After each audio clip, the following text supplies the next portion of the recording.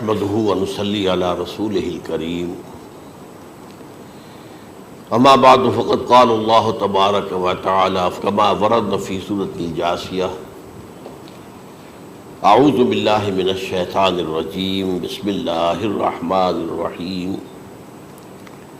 وإنه لعلم للساعة فلا تمترن بها واتبعوني هذا صراط مستقيم صدق اللہ العظیم رب اشرح لي صدری ویسر لي امری واحلل عقدۃ من لسانی یفقہوا قولی اللہم ربنا الہمنا رشدنا واعذنا من شرور انفسنا اللہم ارنا الحق حقا وارزقنا اتباعہ وارنا الباطل باطلا وارزقنا اجتنابہ آمین یا رب العالمین۔ قادیانیت سے متعلق ایک بحث کا آغاز ہو گیا تھا، کیونکہ ہمارے علم میں یہ آیا تھا کہ قادیانیوں نے خاص طور پر ماڈل ٹاؤن کو اپنا ایک مرکز اور اپنا اڈہ بنانے کا فیصلہ کیا ہے، اور اس کا ہمیں تجربہ بھی حاصل ہو گیا۔ کچھ نوجوان اہل سنت کے نوجوان میرے پاس آئے تھے اور انہوں نے میری توجہ ادھر منعطف کرائی کہ یہاں پر یہ اپنی جمعے کی نماز کے لیے اوپن گراؤنڈ استعمال کر رہے ہیں اور اس میں لگا لیتے ہیں پارٹیشن وغیرہ، اور بڑی یوں سمجھیے کہ بڑی مہم کے ساتھ دونوں طرف کی سڑکیں بند کر کے، اور جو بھی لوگ مسافر ہیں انہیں بھی دعوت دیتے کہ آئیں یہاں جمعہ پڑھیں، اور بعض لوگ مغالطے میں وہاں جمعہ پڑھ لیتے۔ تو اس کے حوالے سے انہوں نے کوشش کی کہ کچھ نہ کچھ اس سلسلے میں، کیونکہ انہوں نے مجھے لا کر قانون دکھایا۔ پاکستان میں جو قانون نافذ ہے وہ یہ ہے، چاہے یہ کہ وہ نافذ نہیں ہے بالفعل لیکن ہے، قانون کی کتاب میں تو موجود ہے، کہ قادیانی اپنے کوئی جو بھی ان کے نزدیک بھی ان کے مذہبی شاعر ہیں ان کو مسلمانوں کی شکل میں برملا علی الاعلان ادا نہیں کر سکتے، کیونکہ وہ تو دھوکہ دینی بات ہو گئی کہ لوگ سمجھیں گے یہ مسلمان ہی ہیں۔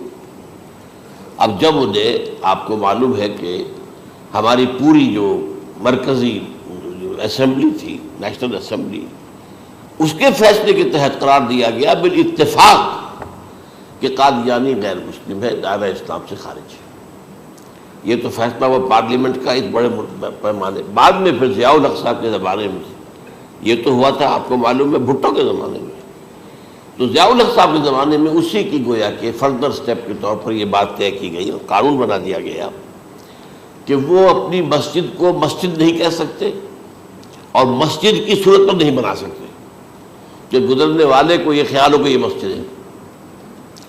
اسی طرح وہ اگر کوئی اسلامی شاعر کا ارتکاب کریں گے علی الاعلان تو بھی یہ قابل تعزیر ہے، جرم ہے۔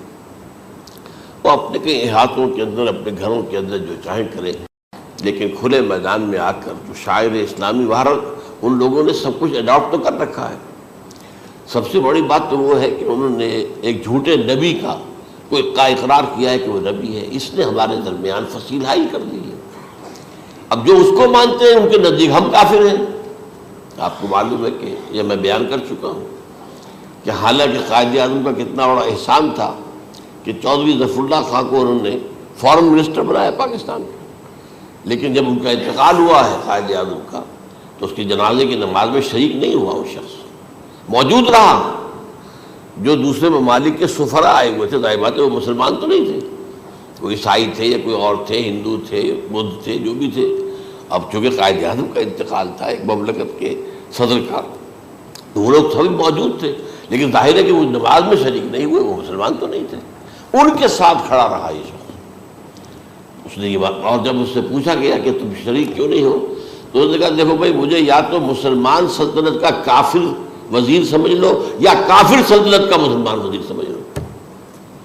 میرے نزدیک یہ کافر سلطنت ہے، میں اس کا مسلمان وزیر ہوں چونکہ میں قادیانی ہوں۔ اب تمہارے نزدیک یہ اسلامی مملکت ہے تو میں کافر ہوں، پھر میں اس کی نماز کیسے پڑھوں؟ تو بہرحال ان چیزوں کی وجہ سے جو دھوکہ دینے والا معاملہ ہو گیا، ورنہ کوئی اور لوگ ہو یہاں پہ، ہمیں ان سے تعارض نہیں ہے۔ عیسائی بھی ہیں، اپنی تبلیغ کرتے ہیں، کوئی خلاف ان کے رد عمل نہیں ہوتا، الا یہ کہ کہیں یہ واقعہ پیش آ جائے یا کوئی یعنی خام خواہ کو شوشہ کوئی شرارتی لوگ اٹھا دیں کہ انہوں نے قرآن کی یہ جو ہے بے حرمتی کی ہے، تو یہ تو پھر تحقیق سے معلوم ہو سکتا ہے کہ واقعہ کی تھی کہ نہیں کی تھی۔ لیکن ایک وقت میں جو اس پر تو ان کا احتجاج ہوتا ہے، لیکن یہ کہ ان کے جو ہے چرچ ہے ان کی ساری اور تبلیغ ان کی ہو رہی ہے اور بڑھ بھی رہی ہے تعداد ان کی، لیکن اس کے خلاف کوئی رد عمل تو ہمارے یہاں نہیں۔ تو یہ ہے اصل میں وہ بات۔ تو اس پر جو گفتگو شروع ہوئی تھی میں آج اس کی تکمیل کرنے جا رہا ہوں۔ حضرت عیسیٰ علیہ السلام کی دوبارہ آمد کا تعلق ہے، اس کے ضمن میں قرآن مجید میں جو نص قطعی ہے وہ نص قطعی یہ ہے اِنَّهُ لَعِلْمٌ لِلسَّاعَةِ فَلَا تَمْتَرُنَّ بِهَا۔ حضرت عیسیٰ کا ذکر ہوا ہے سورہ جاسیہ میں، اور وہاں فرمایا گیا ہے کہ یہ عیسیٰ کا دوبارہ آنا قیامت کی علامت ہوگا، یعنی کہ اب قیامت بالکل قریب آ گئی ہے۔ اِنَّهُ لَعِلْمٌ لِلسَّاعَةِ، علم حاصل ہوگا ان کی دوبارہ آمد پر کہ اب قیامت جو ہے وہ سر پر آ گئی ہے۔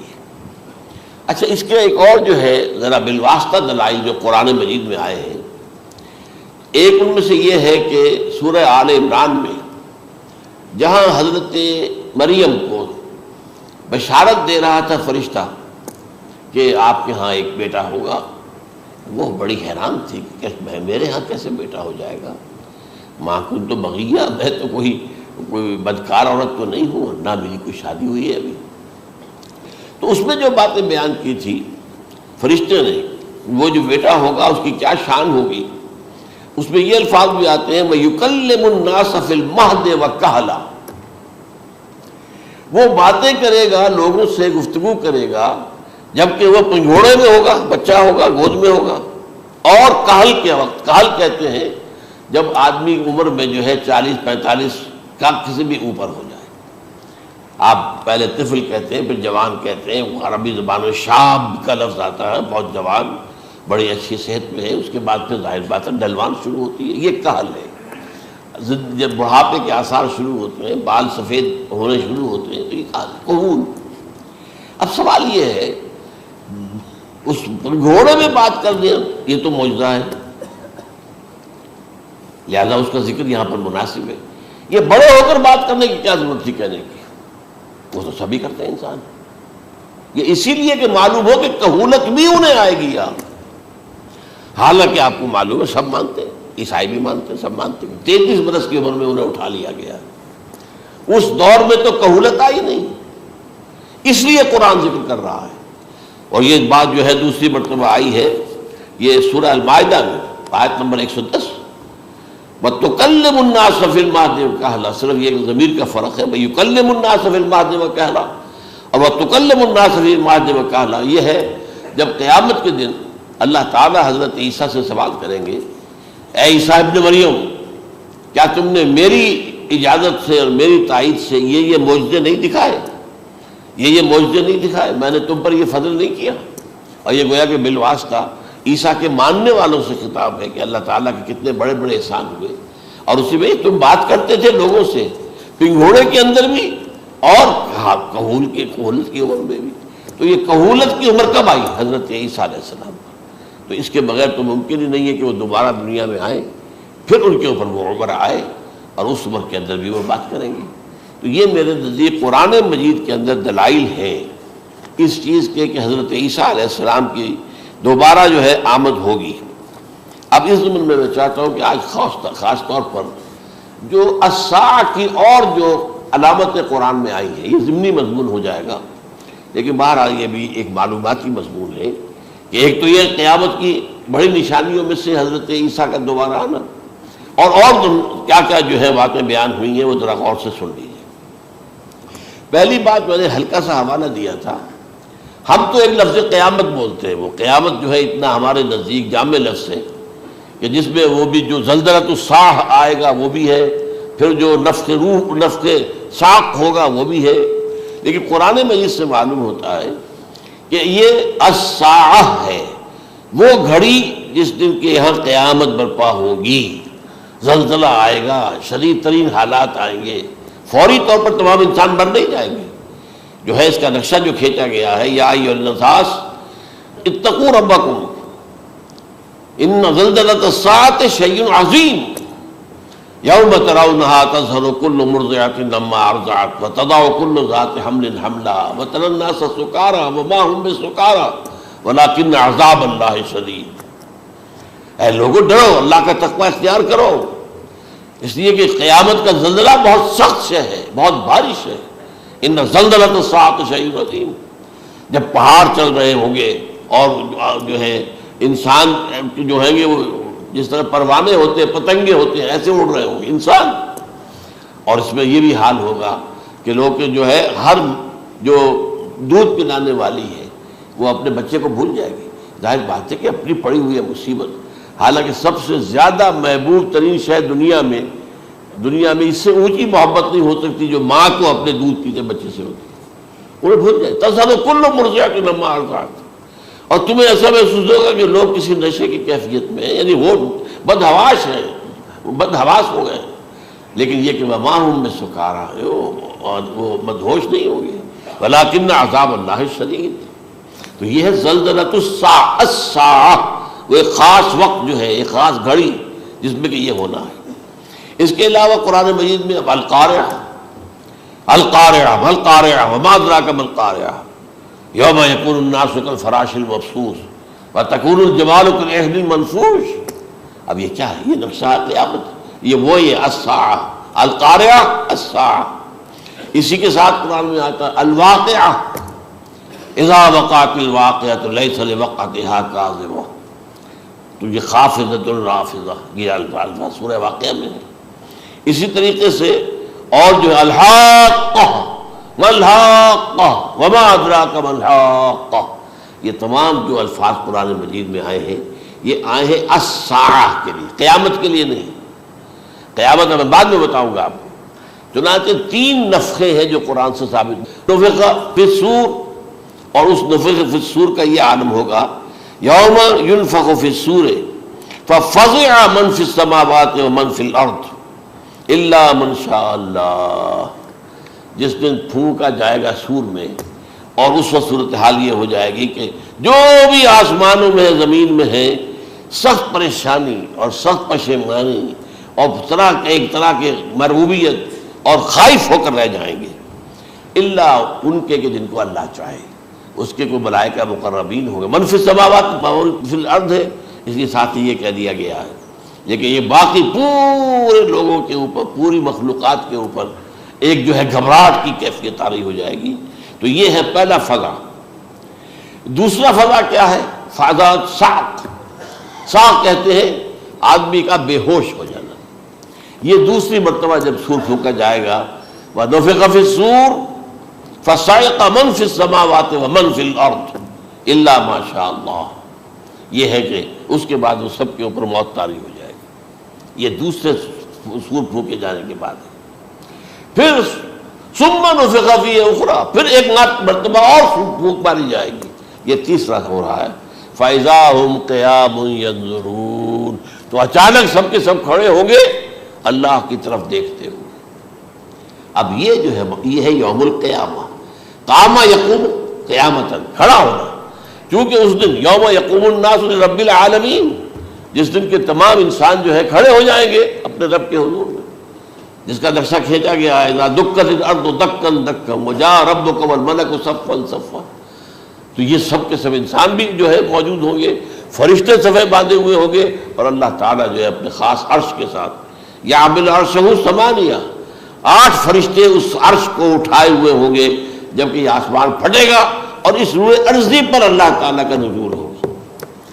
یہ جو ہے ہمارا یوم القیامہ یہاں ہے، یوم القیامہ ہی میں جو فیصلے ہونے یہاں ہونے، قصہ زمین برسر زمین، جو نیکیاں تم نے یہاں کمائی ہیں یا جو بدیاں تم نے یہاں جن کا ارتکاب کیا کا فیصلہ یہاں ہوگا۔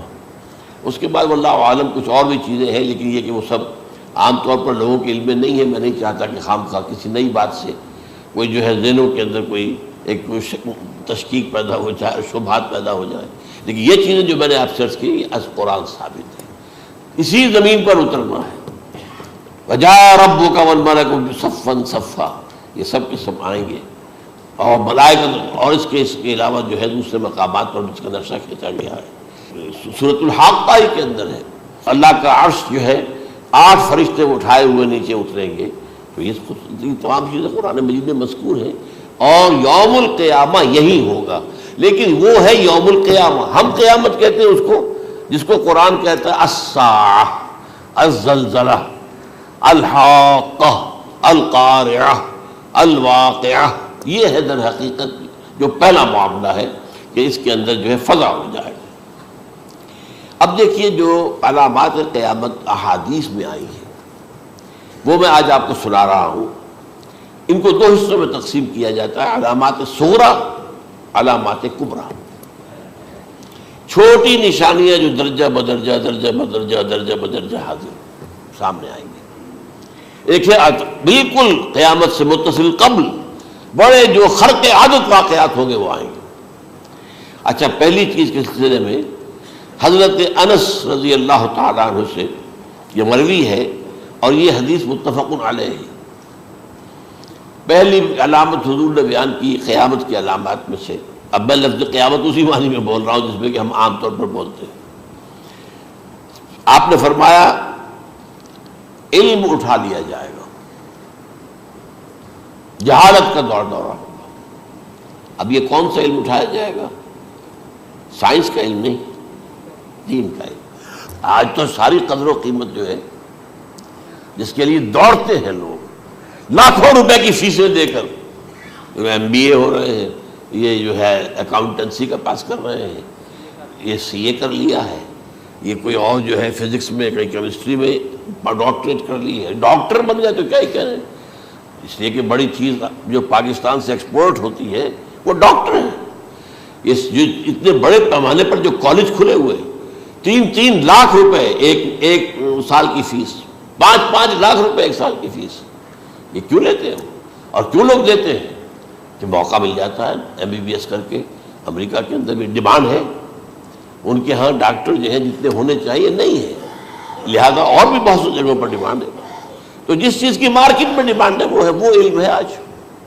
آج علم کمپیوٹر کا علم ہے یہ، حالانکہ ان میں سے کسی کے اوپر لفظ علم کا اطلاق میرے نزدیک غلط ہے، جہالت ہے۔ علم وہ ہے جو ذہن کو جلا دے، جو سوچ کو جلا دے، روشنی پیدا کرے، دماغی روشنی، وسعت دے، انسان کے فکر کو وسعت دے، اس کے ذہنی جو ہے جو افق ہے اس کو وسیع کرے۔ علم تو وہ ہے جو حقیقت کے کیا علم بھی اس سے عطا فرمائے۔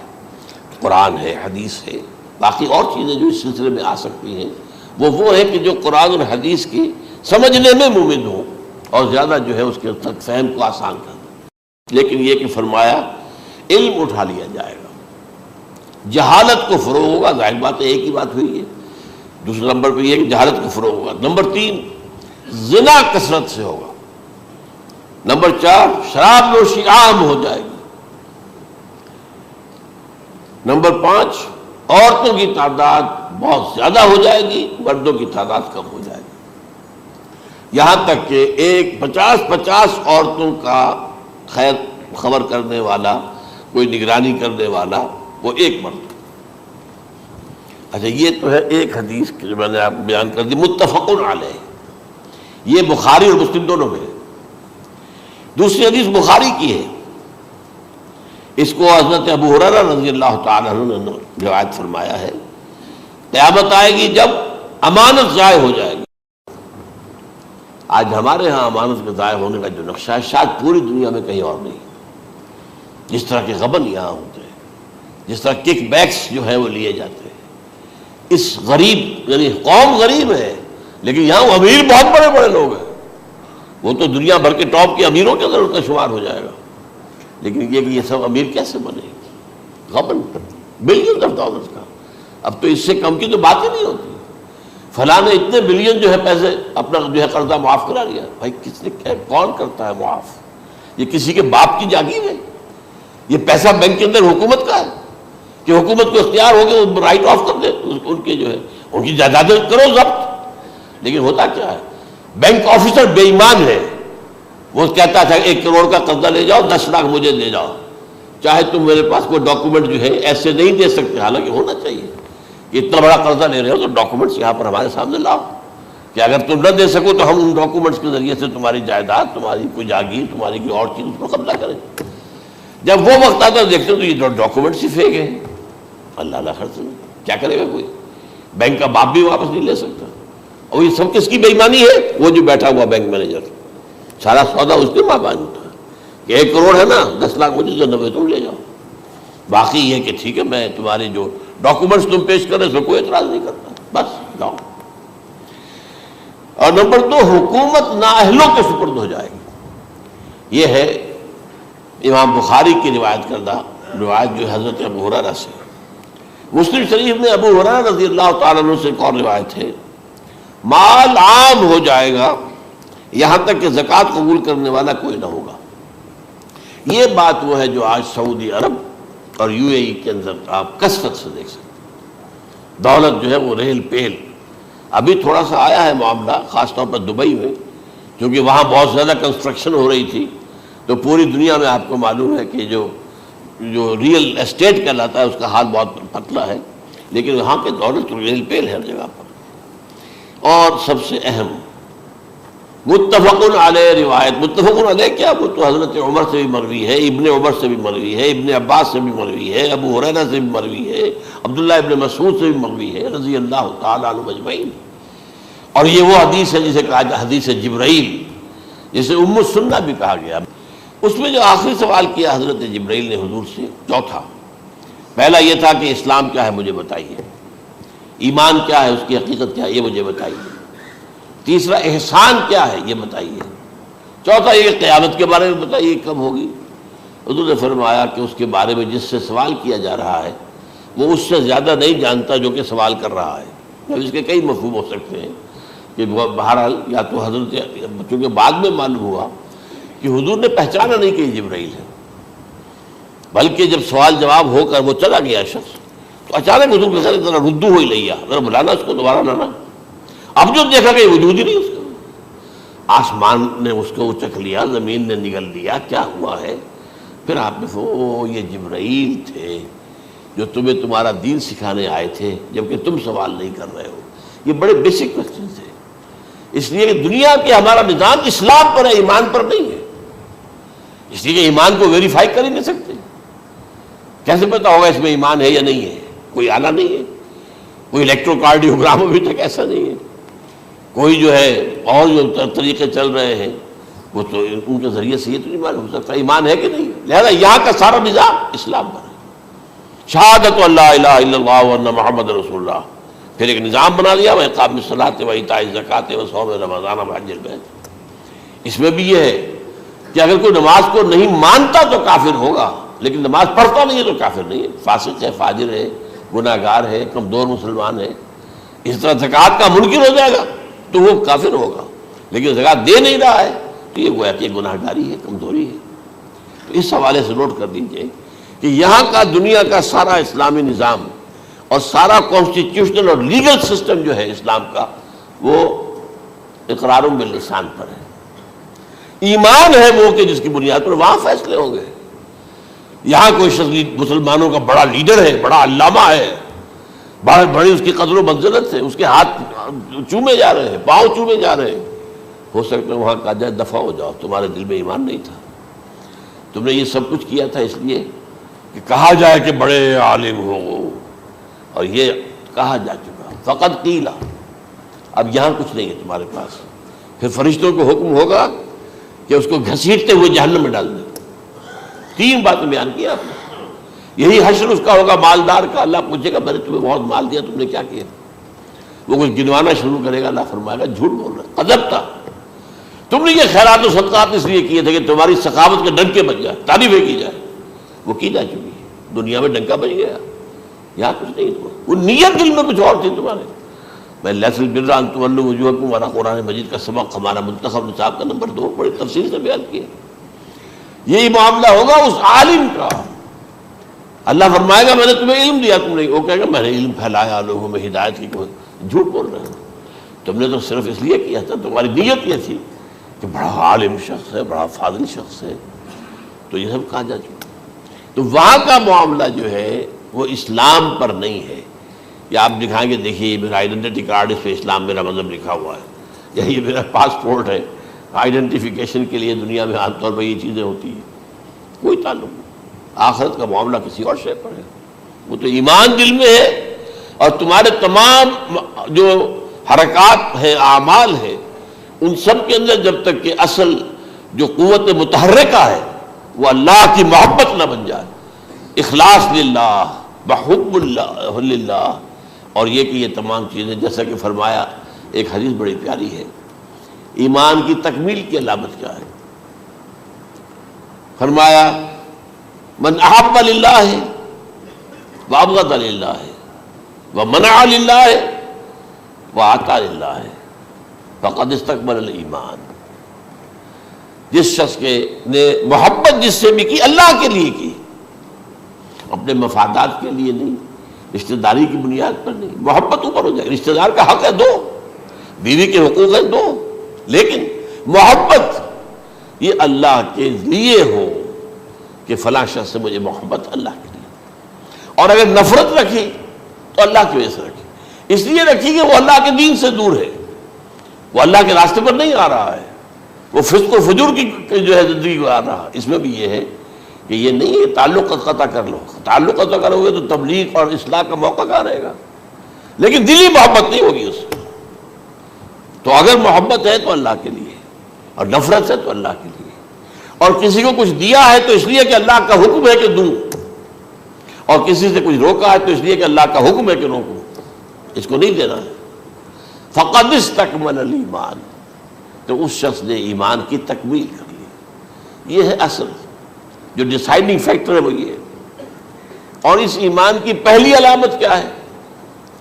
کیسے معلوم ہو میرے اندر ایمان ہے؟ پہلی علامت سب سے کم تر درجے کا ایمان، اس میں فرمایا گیا اذا اساءت کا سیئۃ وحسنت کا حسنۃ فانت مومن. اگر کوئی اچھا کام کر کے خوشی ہو اور کوئی برا کام ہو جائے تو ملامت ہو، یہ کیا کر بیٹھا، یہ میں نے کیا کیا ہے، یہ مجھے نہیں کرنا چاہیے تھا. یہ اگر احساس ہے نیکی اور بدی کا تو تمہارے اندر ایمان ہے. یہ ایمان ہے ادنا درجے کا، اور وہ ایمان محب للہ ہے، وابغض للہ ہے، واعطا للہ ہے، ومنع للہ فقد استکمل الایمان. اچھا، یہ جو متفق علیہ حدیث ہے جو حضرت جبرائیل کی ہے، اس میں پھر انہوں نے کہا کہ اچھا اگر آپ مجھے یہ کب ہوگی قیامت نہیں بتا سکتے تو اس کی کچھ علامتیں بتائیے. یہ بڑی عظیم کیونکہ یہ تو تمام احادیث کے اندر میں نے عرض کیا نا کہ سب سے زیادہ صحابہ سے منقول ہے. اور آپ نے فرمایا کہ جب لونڈی اپنی مالکہ کو جنے گی اور تم دیکھو گے کہ ننگے بدن ننگے پیر بھوکے ننگے بھیڑوں اور بکریوں کو چرانے والے اونچی سے اونچی عمارتیں بنانے میں ایک دوسرے کا مقابلہ کریں گے. اذا تلد الامۃ ربتها، کیا بات ہے، یہ خاص الفاظ کیوں کہے گئے؟ اولاد والدین کے سامنے دب کر رہتی تھی، کبھی سینہ تان کر بات نہیں کرتے تھے. ٹھیک ہے، کوئی بات آپ مان نہیں سکتے، ابا جان یہ بات تو میں نہیں کر سکتا. یا فرض کیجئے کہ وہ آپ کو کسی نیکی سے روک رہے ہیں، کسی دینی کام سے روک رہے ہیں، ابا جان یہ تو میں نہیں کروں گا، یہ تو دین کا فرض ہے. یہ کہیں آپ، اور ڈٹ کر کہیں اور جمیں اس پر، لیکن یہ کہ کوئی سرکشی کا انداز نہ ہو. ایسا نہ ہو کہ اپنے جناب سیدھے کو تان کر کے کھڑے ہو جائے، میں نہیں کروں گا، یہ نہیں، یہ غلط ہو جائے. اچھا، اولاد میں بیٹی جو ہوتی تھی وہ زیادہ سبارڈینیٹ، سبمسیو، بات ماننے والی، کہیں بھی سر اونچا نہ کرنے والی. اور آخری دور میں کیا ہوگا، بیٹیوں سے مائیں ڈریں گی، انہیں ٹوک نہیں سکتی کسی بات پر، پتہ نہیں کیا بک دے، کیا بکواس کر دے. یہ تو ہمارے یہاں ہو گیا ہے، باہر کیا ہے تو آپ یہ بھی نہیں پوچھ سکتے. آپ کی 13 برس کی لڑکی آئی ہے رات کو 1 بجے، نہیں پوچھ سکتے کہاں رہی ہو، یہ رات کہاں گزاری، پوچھ ہی نہیں سکتے. یہ پوچھنا بھی جرم ہے. اپنے چھوٹے بچے کو آپ نے ایک تھپڑ مار دیا، تہذیب ہے، سکھانا ہے، غلط کام کیا ہے، اس کی سرزنش ہو رہی ہے، فوراً وہ اگر ایک فون کر دے گا پولیس آئے گی، بچے کو لے جائے گی، اسے لا کر کہیں اور جو ہے ڈپازٹ کرے گی اور آپ پر مقدمہ چلے گا، آپ کو اس کی سزا بھگتنی ہوگی. ظاہر بات ہے کہ پھر وہاں سرکشی کا کیا عالم ہوگا، پھر اولاد کہاں سر جھکائے گی، کس درجے میں جھکائے گی، اس کی تربیت عثمانی ہوئی نہیں. تو ان تلد الامۃ ربتها، گویا کہ ماں بیٹی کے نزدیک ماں جو ہے وہ ایسی ہو جائے گی جیسے لونڈی. گویا کہ لونڈی نے ایک اپنی مالکہ کو جنم دیا ہے، بیٹی مالکہ بن جائے گی اور ماں جو ہے لونڈی بن جائے گی، اور دولت کے ریل پیل کا ابھرتا دکان، یہ جو بھوکے ننگے اور مفلس، کیا حال تھا 100 برس پہلے، انہیں کھانے کو کچھ نہیں ملتا تھا۔ یہ مشرقی ساحل پر تھے، یہ سوائے یہ کہ مچھلیاں پکڑ لی، اللہ خیر اللہ وہ کھا لی، یا کہیں ان کو بیچ دیا، کوئی بنڈی لگ گئی، بنڈی لگ جاتی تھی وہاں، اور کیا تھا۔ اور مغربی ساحل پہ کیا ہوتا تھا، ساری ان کی معیشت حج کے گرد گھومتی تھی، حاجی آئے ہیں، خریداریاں کر رہے ہیں، اور آپ کو معلوم ہے پوری دنیا سے مال پہلے بھی پہنچتا تھا وہاں، آپ کو جو ہے ہر ملک کے ہر کونے کا پھل وہاں مل جائے گا آج بھی۔ اور وہاں پر یہ ہے کہ سب سے بڑی بدوؤں کے لیے سب سے بڑی بات کیا تھی، قربانی کا گوشت، اسے وہ سکھاتے تھے، سخت چمڑے کر کے کھاتے تھے، یہ ان کا حل تھا۔ آج جا کر دیکھیے نئے شہر بن رہے ہیں، امریکنز کو کانٹریکٹ دیے جا رہے ہیں، بالکل ماڈرن شہر بنا دو، ایک ایبسلیوٹلی ماڈرن شہر جو ہے، وہ جو مشرقی ساحل کے اوپر جو پہلے سے آرام کو سٹی ہے، امریکن سٹی ہو، اس کے اندر کوئی سعودی بھی داخل نہیں ہو سکتا سوائے جس کے پاس اس سٹی کی طرف سے لائسنس نہ ہو، اور اس کی چار دیواری کے اندر، چار دیواری کیا فصیل کے اندر کہی ہے، جو چاہو کرو، کوئی تم پر پابندی نہیں، ننگے نہاؤ، تالاب ہے نہا رہے، ننگی عورتیں ننگی مردیں نہا رہے، کوئی پوچھنے والا نہیں۔ اب اسی قسم کا ایک سٹی آباد ہونا جا رہا ہے مغربی ساحل پر، جدہ اور ینبوع کے درمیان، اور اس میں اصل میں جتنی بھی دولت ہے جو پیٹرول کی ہے، وہ وہیں پر رکھ لی جاتی ہے امریکہ کے اندر، تاکہ امریکہ جو ہے ایسے ایسے پروجیکٹ بنا کر جب تمہیں دے گا تو اس میں سے پیسے دے گا، وہ نہیں ملتی ان کو واپس۔ بہرحال یہ تو میں نے ایک جگہ آپ سے ذکر بھی کیا تھا، دی کنفیشنز آف این اکنامک ہٹ مین، وہ کنفیشنز کی بات جو ہے، اگر آپ میں سے کسی کو دلچسپی ہو تو اسے پڑھیں، کہ کس طریقے سے 1973 کے آئل امبارگو کے بعد جو شاہ فیصل شہید کے زمانے میں ہوا تھا، پھر جس طریقے سے امریکہ نے ان تمام ممالک کو جکڑ لیا ہے، اس کا پورا جو پروسیس کیا تھا وہ سامنے آتا ہے۔ بہرحال اس کے بعد آتا ہے علامات کبریٰ کا ذکر، بڑی علامتیں جو کہ بالکل خرق عادت کے انداز میں ہوگی، جن کا معاملہ جو ہے وہ آپ کے ناپ تول میں نہیں آ سکتا، آپ کی کیمسٹری فزکس اس کا جو ہے وہ نہیں کر سکتی، ادراک ہوگا یہ قیامت کی۔ ان میں نمبر 1 کیا ہے، ایک بہت بڑا دھواں آئے گا، پوری دنیا کو لپیٹے گا۔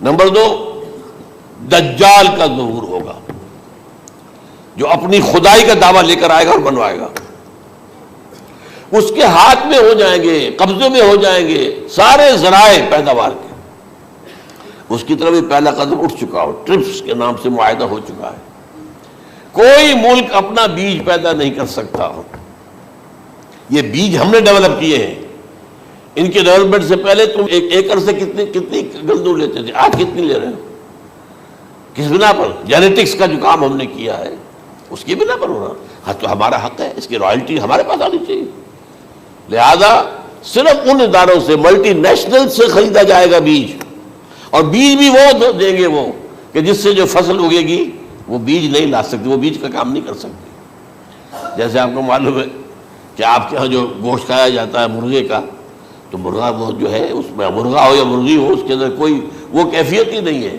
ان کے انڈے جو ہے ان سے آپ بچے حاصل نہیں کر سکتے، ہے تو انڈا، دیکھنے کو تو انڈا ہے، لیکن وہ بنڈا جو ہے اس سے بچہ تو نہیں حاصل کر سکتے۔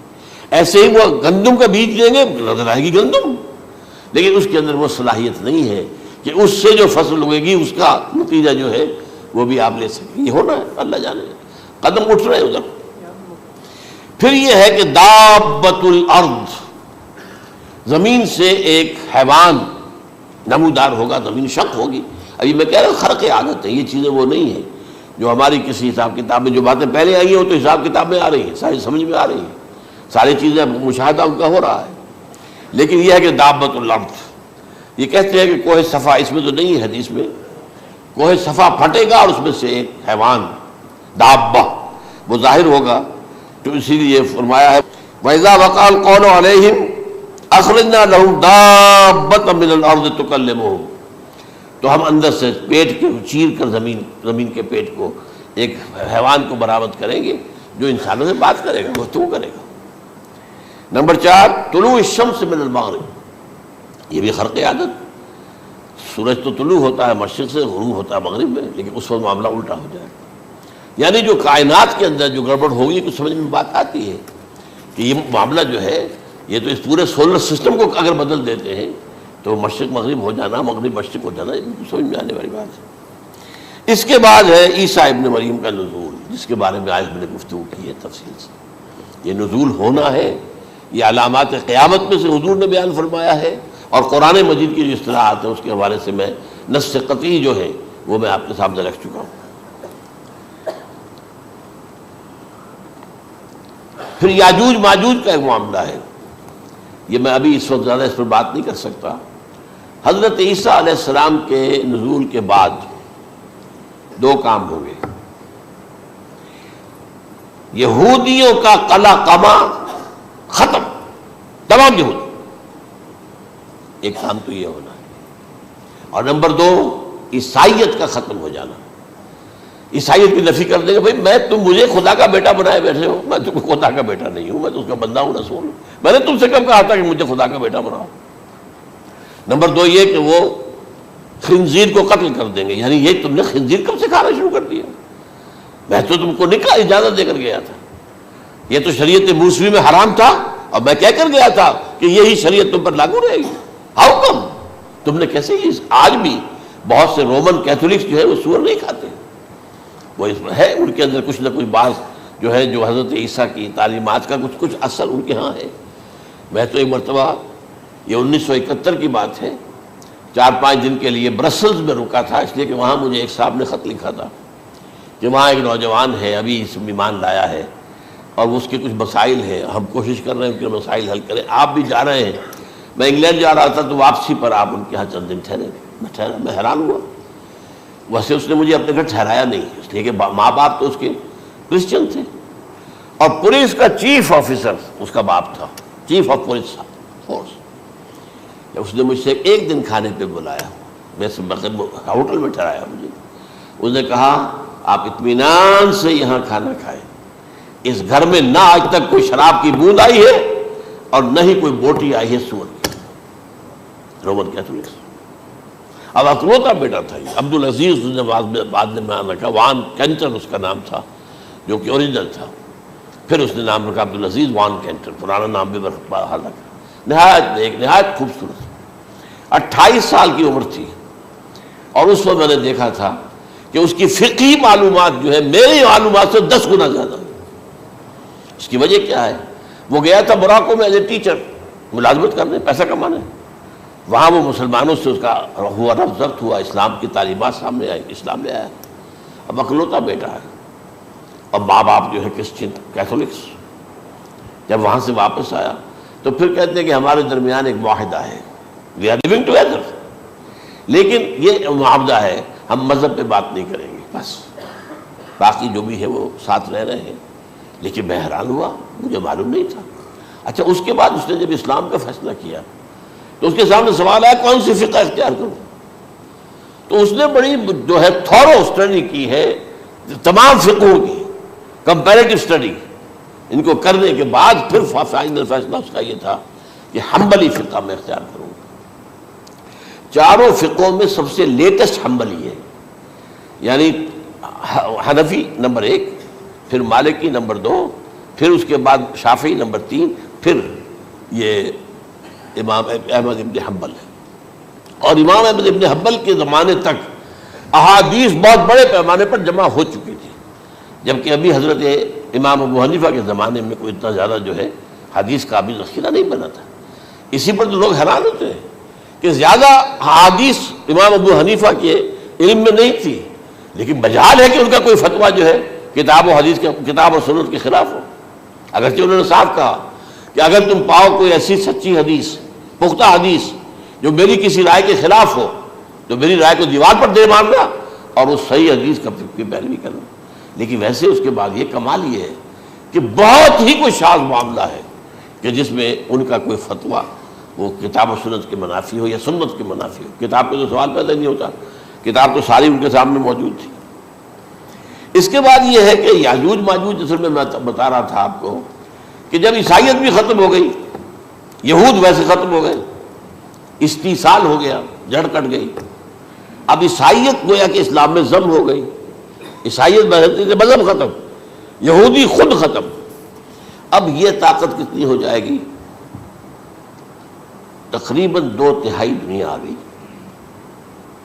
تمام اب عیسائی 2 ارب کے قریب ہیں، 1 ارب 90 کروڑ ہوں گے، یا مسلمان بھی 1 کروڑ 50-60 لاکھ ہیں. دونوں کو جوڑ لیجیے کتنے ہو گئے؟ 6 ارب کل آبادی ہے.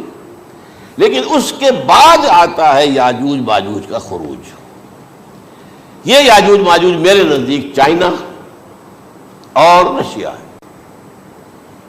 ان کی مجموعی طاقت اتنی ہوگی، اور یہ اس طرح آئیں گی ہر اونچائی پر سے اترتے ہوئے، پھسلتے ہوئے. جیسے 1962 میں جب وار ہوئی تھی بٹوین چائنا اینڈ انڈیا 1962 میں، تو وہ اس وقت کا نقشہ جو آج بھی اخبارات میں پڑھتا تھا تو یاد، waves after waves of Chinese soldiers were coming down the slopes of Himalayas.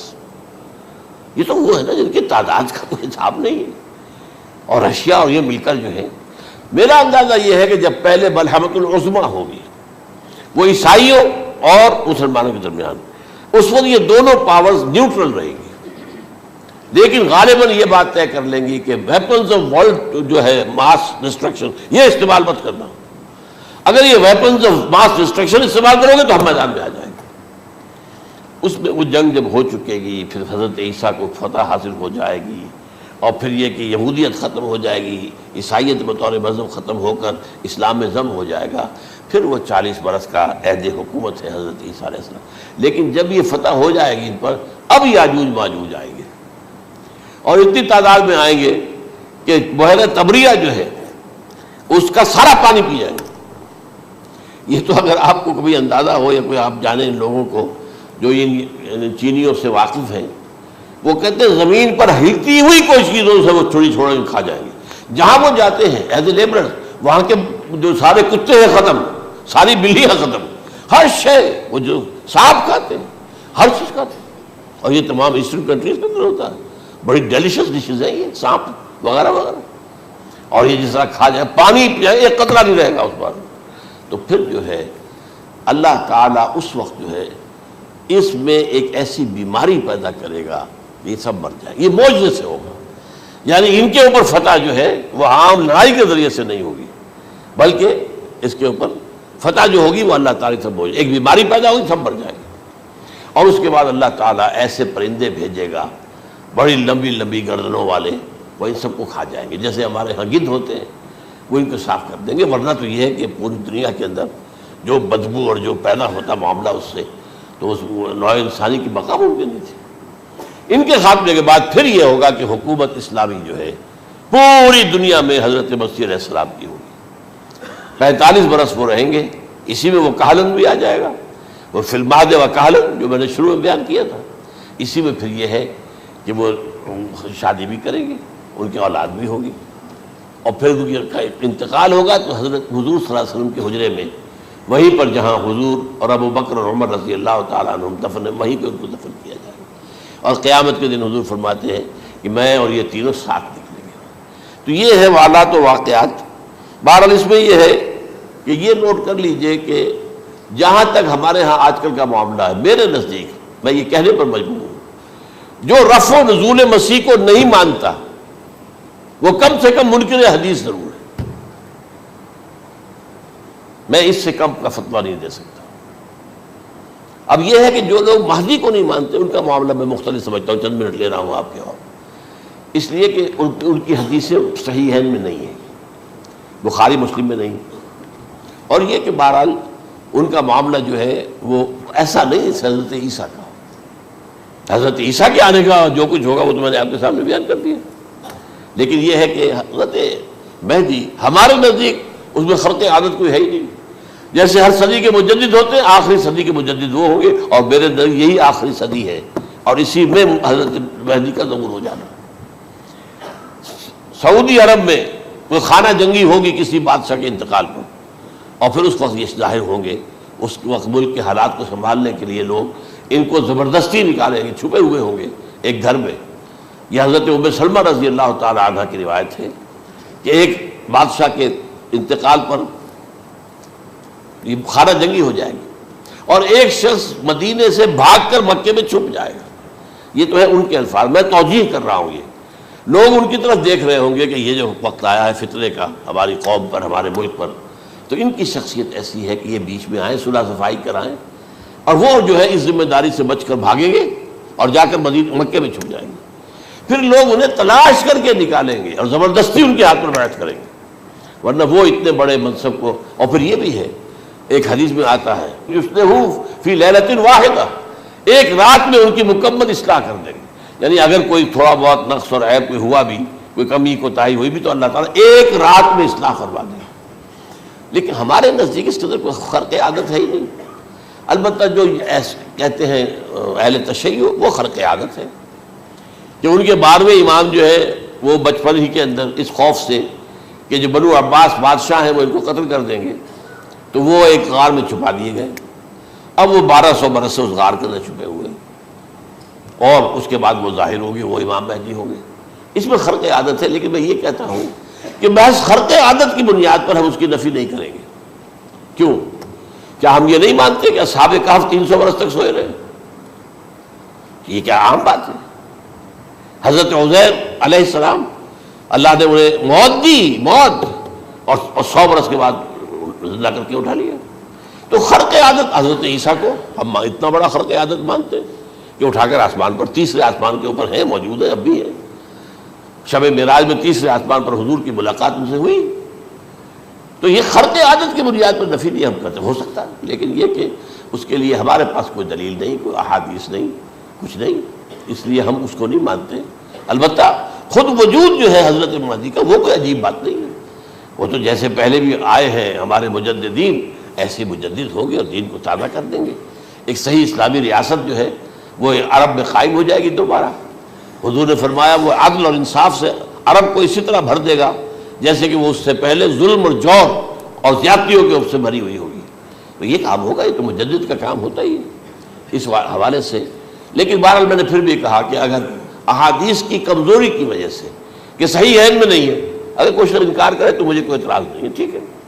لیکن جو حضرت عیسیٰ کے رفع سماوی اور حضرت عیسیٰ کے نزول کا انکار کرتا ہے، وہ کم سے کم، میں انہیں اور آگے کوئی فتویٰ نہیں دیتا کہ وہ کافر ہو گئے یا یہ ہو گئے یا وہ ہو گئے، لیکن منکر حدیث کے لائن میں تو وہ لازماً کھڑے ہو گئے.